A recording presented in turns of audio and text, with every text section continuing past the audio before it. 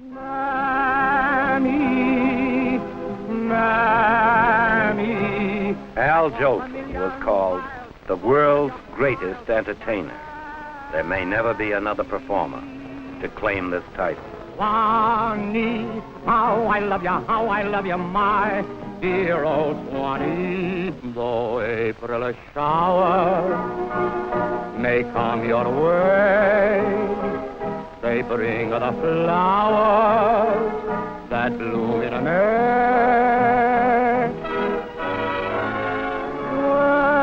When there are gray skies, I don't mind the gray skies. I still have you,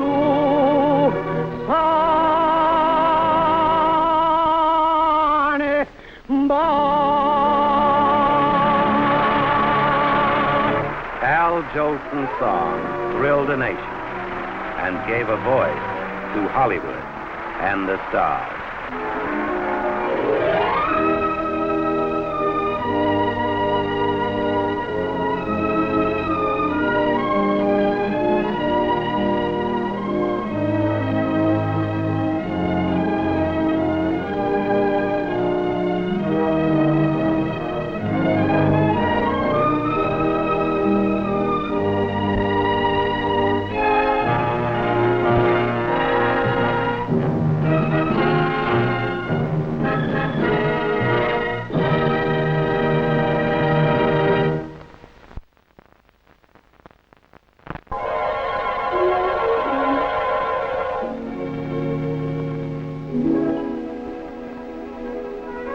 Beneath this towering monument rests a man and a legend, Al Jolson. For nearly half a century, he made America sing and laugh and cry. But though he played on our emotions with unabashed sentimentality, he felt within himself an emptiness that no personal relationship could fill. Insecure, plagued by self-doubt, Jolson felt important and alive only when he heard the cheers of an adoring crowd and the love music of applause. But he was the greatest entertainer that the world has ever known. Swanee, how I love you, my dear old Swanee. I'd give the world to be among the folks in D-I-X. I even know my mammy's waiting for me, praying for me down by the Swanee. The folks up north won't see me no more when I get to that Swanee.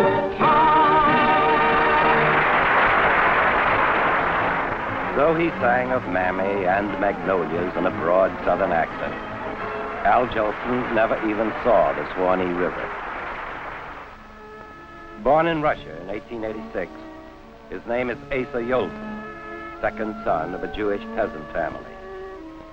The Jolsons immigrate to America when Asa is 8. They will settle in Washington, D.C., where his father has secured a position as rabbi in an impoverished Orthodox synagogue.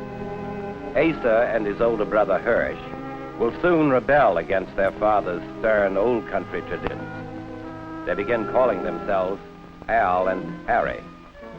And they further shame their father by avoiding religious services to sing for pennies on the street. At the age of 12, Al runs away from home, cutting all family ties and leaving wounds that will never heal. He follows his brother to New York. Here, the boys will find a new way of life, show business. At first, Al supports himself by singing for tips in Bowery saloons. Then a bit part in a play called Children of the Ghetto gives him his first taste of the stage. When Al is 15, he and his brother create their own vaudeville act called The Hebrew and the Cadet. They change their name to Jolson, and with singer Joe Palmer form a new act which tours the country for 2 years. When the act breaks up, Al sets out on his own as a singing blackface comedian. At first, he uses this traditional caricature to hide his nervousness, but it will soon become his trademark. Vaudeville is in its heyday, and for young Jolson, theaters across the country are classrooms, home, and playgrounds. His friends and tutors are baggy pants comics, acrobats, chorus girls, and pitchmen. For years, he works and watches and learns. Jolson scores his first real success with Lou Dockstadt as minstrel. He starts as a featured performer, but his dynamic energy quickly makes him the star. After 10 years on the stage, Al Jolson knows all the tricks of the trade. He is ready for the big time. In 1911, at the age of 26, Jolson reaches Broadway as a supporting act in a musical revue.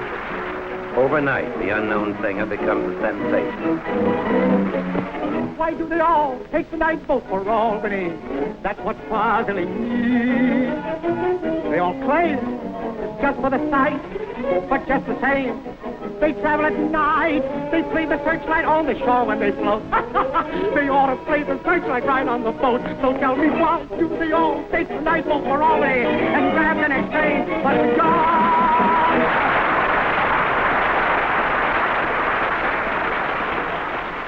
Jolson now tastes the heady wine of public adulation that will drive him for the rest of his life. Cheers, applause, his name in lights. He pushes to the top with drive, cockiness, and exuberant charm. There's a rainbow around my shoulder and a sky of blue above. Oh, the sun shines bright, the world's all right, 'cause I'm in love. There's a rainbow around my shoulder. For 2 decades, on through the roaring 20s, Al Jolson will surpass even his wildest dreams. $15,000 a week, highest paid star in theater history. He becomes the king of Broadway. Baby, he's going away. Hit it! There's a rainbow around my shoulder and a sky of blue above. And I'm shouting so the world will know that I'm in love. Hot kitty, dog. Hot kitty. Hot pussycat. Did not tell you you'd love it. Did not tell you you'd love it. Ain't that a song? Did not tell you you'd love it. The immigrant boy from the Russian ghetto sees whole new worlds open before him. Even presidential candidates seek him out. When he campaigns for Warren G. Harding, Jolson all but steals the show from the future president. He takes his shows on the road, and when he plays Los Angeles, he glories in being greeted by Valentino, William S. Hart, Douglas Fairbanks, the greatest stars of the silent screen. Jolson feels that even among these giants, he is king. Away from the reassurance of the crowd, Jolson is lonely and insecure, although he tries to hide it. He has very few friends, and they find him sometimes extravagantly kind, sometimes callously abusive. Married and divorced twice, he boosts his ego by being seen with pretty girls, and he revels in his reputation as a lady killer. There is but one overwhelming passion in Jolson's life, the audience. Others play to an audience, but Al Jolson makes love to it. Only the adulation of a crowd gives him the warmth, the approval, the sense of importance he so desperately needs. His friend Eddie Cantor will say, this great personality never learned how to live. The minute the curtain rang down, he died. In 1927, at the peak of his career, Al Jolson leaves Broadway to take a tremendous gamble. He's been asked to star in a motion picture that will bring sound to the silent screen. Jolson sees a golden opportunity. Now he can sing not just for a few hundred in a theater, but for millions all over the world. With a jazz singer, Al Jolson makes history. Goodbye. Good, don't cry. The little train that takes me away from you. You don't know just how sad it makes me. Kiss me pretty and then, hey, do it over again.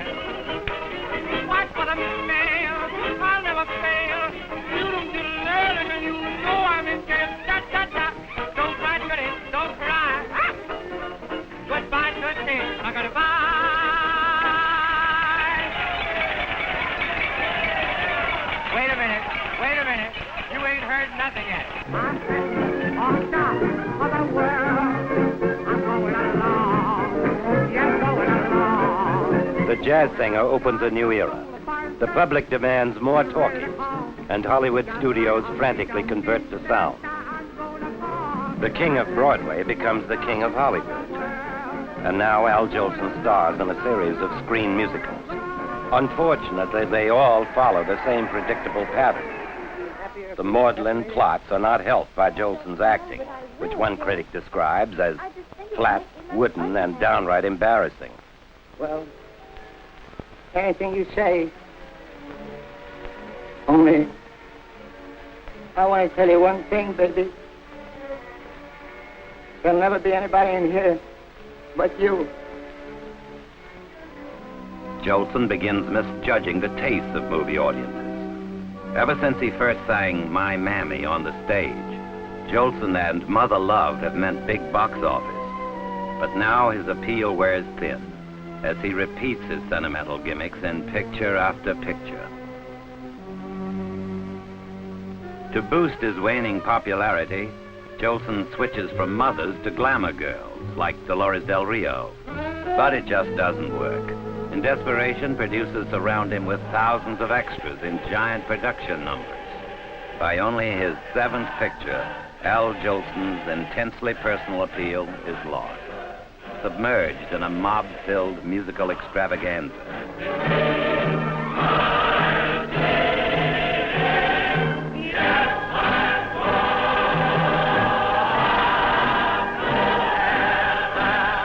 For the first time in 30 years, Al Jolson's spectacular career is heading for trouble.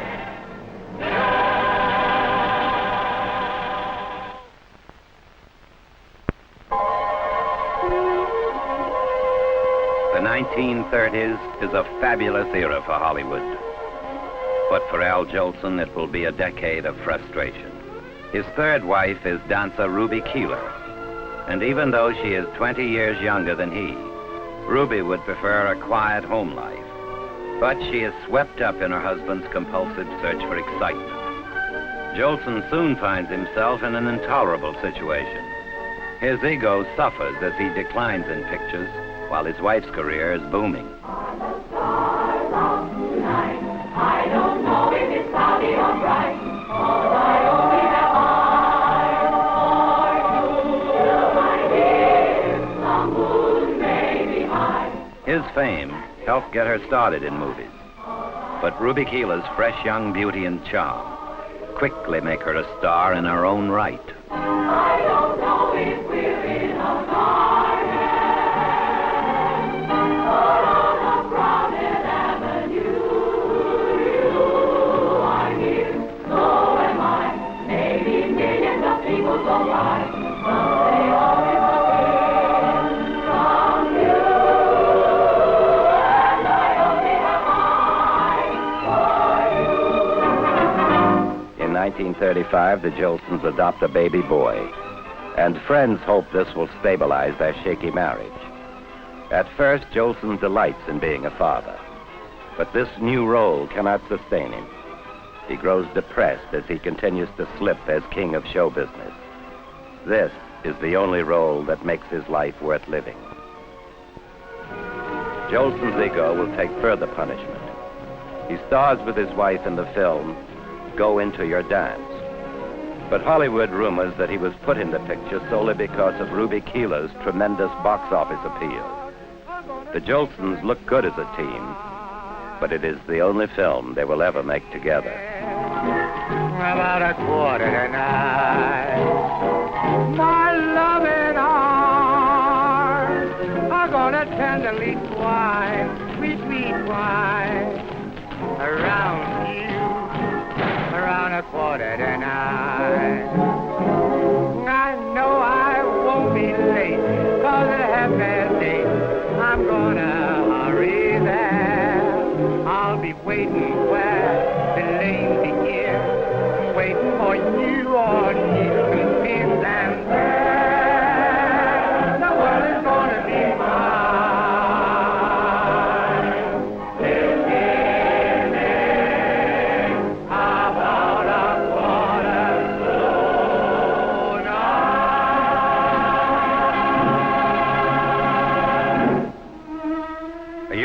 mammy singer makes a special mark for posterity. His knee prints in cemented Hollywood's Chinese theater. For Jolson, it is a moment of glory, but it will have an ironically hollow ring. His wife will soon leave him. Hollywood producers will soon forget him, and never again will Al Jolson play a starring role in a motion picture. Except for several minor parts, he cannot find work in Hollywood. Although he poses for newsreel cameras and pretends to enjoy retirement, his idleness is painful and humiliating. As the decade ends, Al Jolson, a lonely millionaire, tells anyone who will listen how great he was in the good old days.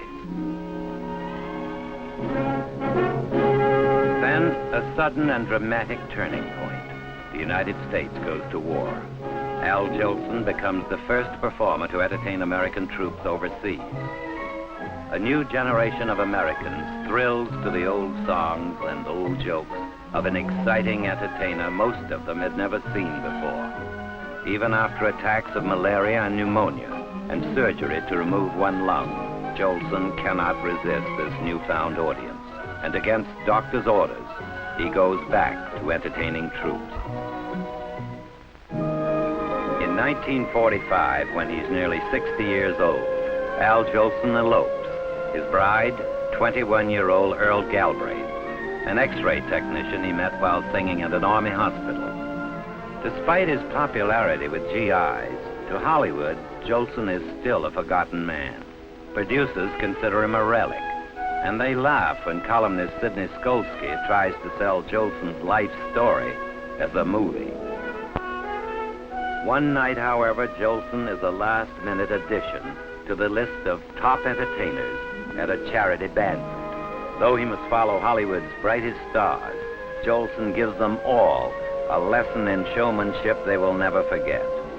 He proves that in spite of his age, he still has the same old magic. His sensational performance is the talk of Hollywood, and Columbia Pictures finally yields to Skolsky's dogged persuasion. Jolson is amazed and hurt that he will not play himself in the picture. Reluctantly, he agrees to let a young newcomer, Larry Parks, do the role. Parks will mouth the words to Jolson's pre-recorded songs. You made me cry, Pa. I didn't want to tell you. I didn't want to tell you. I want some love. That's true. You know I do. Indeed I do. Yes, I do. Gimme, gimme, gimme, gimme what I cry for. You know you got the kind of kisses that I'd die for. You know you made me love you. Swanee, how I love you, how I love you, my. Movie audiences never realize that Jolson actually appears in the picture. Worried that Parks cannot properly imitate his special dance steps, Jolson convinces producers that only he can do the number. In this one scene, Jolson, not Parks, plays Jolson. Oh, Swanee, how I love you, my dear old Swanee. The folks up north will see me no more when I get to that Swanee shore.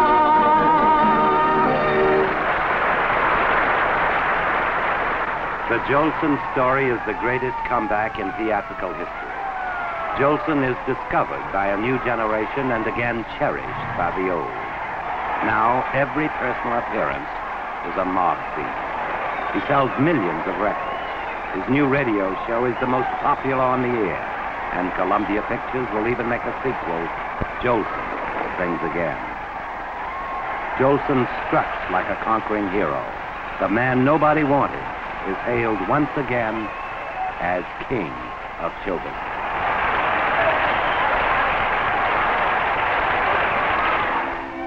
Jolson's professional success is matched by personal fulfillment. Friends say his years with Earl and their two adopted children are the happiest of his life. But still, he tells a reporter, I'm a bigger success than I ever was. Now I want to sit down and play, and I don't know how. I'm a ham. I have to keep on singing. Korea, 1950. Once more, Al Jolson is the first to go overseas to entertain. He even pays his own way. Jolson does 42 shows in 16 days, singing and joking for his favorite audience, the American serviceman.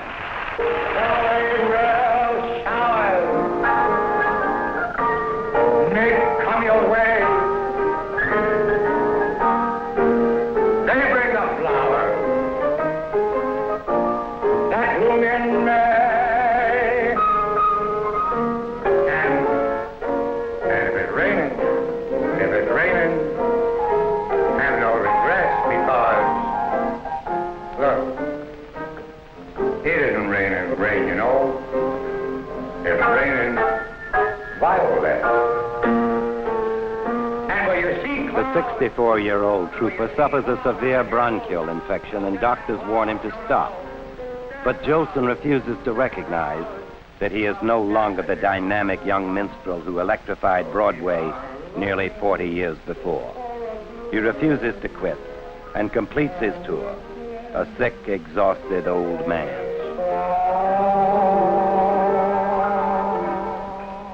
Three weeks later, Al Jolson is dead. Mammy, I'd walk a million miles for one of your smiles, for my mammy, oh. Mammy. Al Jolson was the greatest minstrel of them all. His style and personality left an indelible mark on show business. Today's greatest stars proudly claim there is a little bit of Jolson in all of them. Even after 30 or 40 years, audiences who saw him perform still remember the magic that was Al Jolson. Mammy, I'm coming. I hope I didn't make you wait. Mammy, I'm coming. Oh, God, I hope I'm not late. Mammy, don't you know me? It's a little baby. I'd walk a million miles for one of your smiles, for my man.